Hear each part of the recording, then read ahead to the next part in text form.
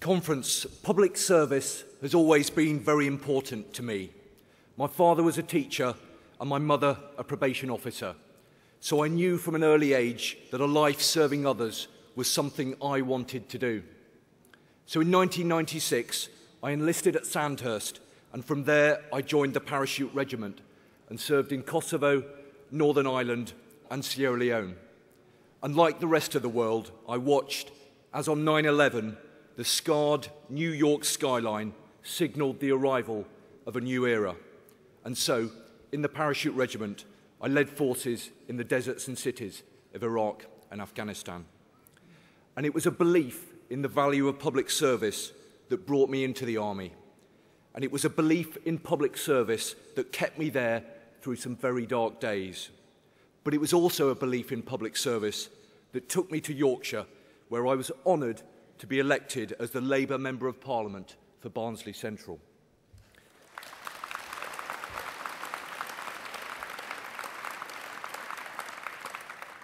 It was an honour to serve with the bravest and most professional army in the world.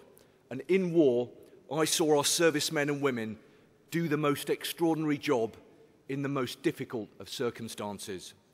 And whether or not you agreed with the war in Iraq or Afghanistan or the intervention in Libya, it's only right that each and every one of us shows our respect and gratitude to each and every member of the armed forces, those who are serving and those who have fallen.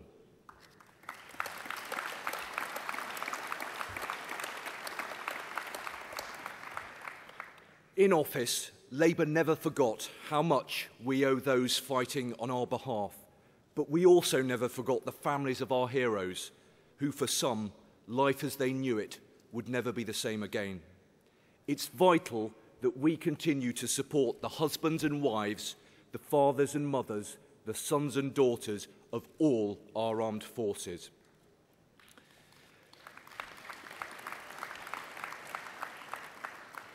Conference, when I joined the army, the Tories portrayed themselves as the party of the forces, propagating the belief that they knew best, that somehow they owned defence. But it was a myth.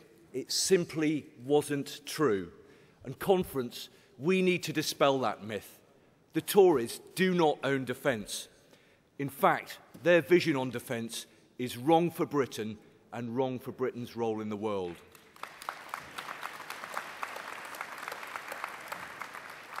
It lets our brave servicemen and women down.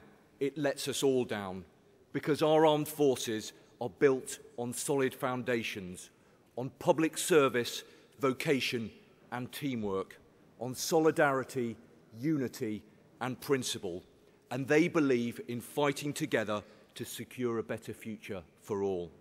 Conference, does that sound Tory to you? No. The armed forces, like Labour, are built on values that we share. In fact, we've seen just how the Conservatives and now the Liberal Democrats treat our forces. Tory words and bluster, while slashing and burning to the core the very basics of military life. Yes, that sounds Tory. Rotten politics spouted by a cabinet who stumble across notions of public service, vocation and teamwork. The Labour Party stands together with and for all working men and women, and that includes our bravest and our best. Those who stand between the safety we enjoy at home and a far worse fate should they fail. Those who right now, as young as 18, are fighting for peace and a better, safer future for us all. We, the Labour Party, support them. And Conference, we should be proud of our Labour frontbench defence team led by Jim Murphy. Through Jim and Kevin Jones and Gemma Doyle and Russell Brown and my parliamentary neighbour in Barnsley, Michael Duggar, Labour is the true voice of the forces. We've stood up for our soldiers whilst Liam Fox has refused to listen, and we've taken the fight to the Tories on behalf of our troops.